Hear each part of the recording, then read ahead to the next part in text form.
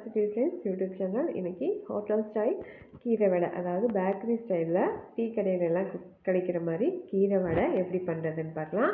அதாவது 1 cup துவரம்பருப்புக்கு 1/4 cup அளவுக்கு உளுந்து, இது நான் நைட்டே ஊற வச்சுட்டேன். 1/4 கப் அளவுக்கு உளுந்தும் வெள்ளை உளுந்து எடுத்துக்கோங்க. 1/4 கப் அளவுக்கு வெள்ளை உளுந்தும் 1 கப் அளவுக்கு பச்சை கடலைப்பருப்பு வடை பருப்பு எடுத்துருக்கேன். ஃபஸ்ட்டு இது நல்லா நைட்டு ஃபுல்லாக ஊற வச்சுக்கோங்க. வாஷ் பண்ணிவிட்டு ஊற வச்சதுக்கப்புறம் தண்ணியை வடிச்சிட்டு உளுந்தை ஃபஸ்ட்டு அரைச்சிக்கலாம். ஃபஸ்ட்டு உளுந்தை அரைச்சதுக்கு அப்புறமா அதுக்கு பச்சை கடலைப்பருப்பு சேர்த்துக்கலாம். உளுந்தை வந்து தண்ணி ஊற்றாமல் இந்த மாதிரி கொரன்னு அரைச்சிக்கோங்க.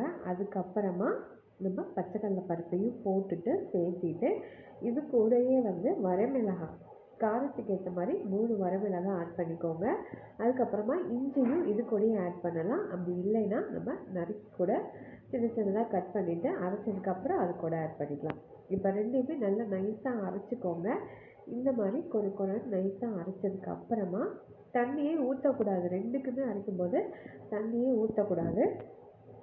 இதுக்கப்புறமா நம்ம கட் பண்ணி வச்சுருக்க பெரிய வெங்காயம் அல்லது சின்ன வெங்காயம், நான் இப்போ பெரிய வெங்காயம் தான், ஒரு பெரிய வெங்காயம் சின்னதாக கட் பண்ணிவிட்டு அதை இப்போ இது கூட ஆட் பண்ணிக்கோங்க. சின்ன வெங்காயம் ஆட் பண்ணதுக்கு அப்புறமா தண்ணி வந்து சுத்தமாக ஆட் பண்ணக்கூடாது அரைக்கும் போது, அப்படி இல்லைன்னா வந்து வடை வந்து தட்டுறதுக்கு வராது. அதுக்கப்புறம் பூண்டு வந்து தோல் உரிச்சிட்டு 1-2 தட்டி போட்டுக்கோங்க, நல்லாயிருக்கும். இது கூடவே ஜீரகம் சோம்பு இது ரெண்டையும் ஆட் பண்ணிக்கோங்க. ஆட் பண்ணதுக்கு அப்புறமா நான் வந்து இஞ்சி வந்து நான் இப்போ தான் வந்து கட் பண்ணி போட்டிருக்கேன், அரைக்கும் போது ஆட் பண்ணல, இப்போ தான் ஆட் பண்ணியிருக்கேன். இது எல்லாமே போட்டதுக்கு அப்புறமா உப்பு வந்து தேவையான அளவுக்கு ஆட் பண்ணிக்கோங்க. அதுக்கப்புறமா கீரை ஆட் பண்ணிக்கோங்க. கீரை எந்த கீரை வேணால், நம்மளுக்கு பிடிச்ச கீரை எந்த கீரை வேணால் ஆட் பண்ணிக்கலாம். நான் இப்போ கீரை தான் ஆட் பண்ண போகிறேன். நைட்டே வந்து கீரையை நல்லா வந்து காம்பெல்லாம் கிள்ளிட்டு நல்லா வாஷ் பண்ணி எடுத்து வச்சுட்டேன். இப்போ இதை வந்து இது கூட ஆட் பண்ணிக்கிறேன். கீரை எப்போயுமே ஒரு கைப்பிடி அளவுக்கு அதிகமாகவே ஆட் பண்ணிக்கோங்க, அப்போ தான் டேஸ்ட்டு நல்லாயிருக்கும்.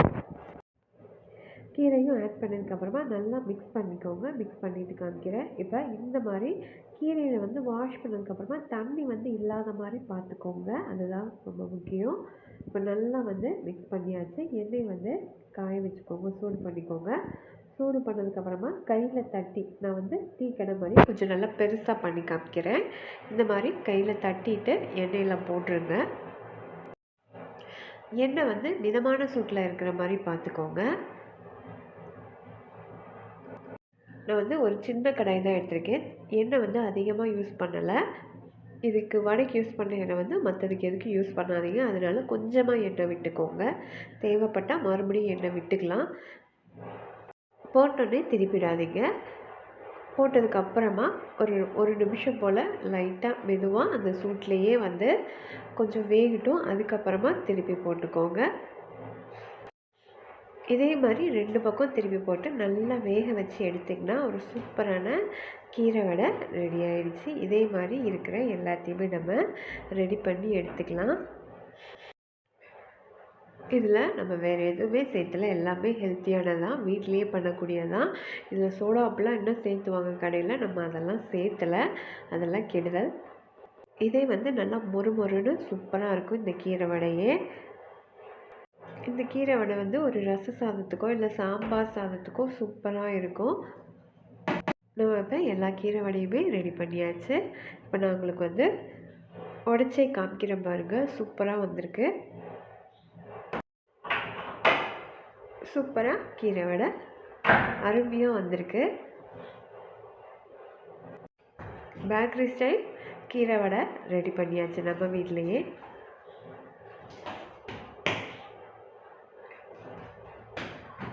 உள்ளெல்லாம் சூப்பராக வந்துருச்சு கீரை வடை. உளுந்தும் பச்சை கடலைப்பருப்பு தான் இதுக்கு கரெக்டான அளவுகளோடு பண்ணிங்கன்னா சூப்பராக வரும். தேங்க்யூ.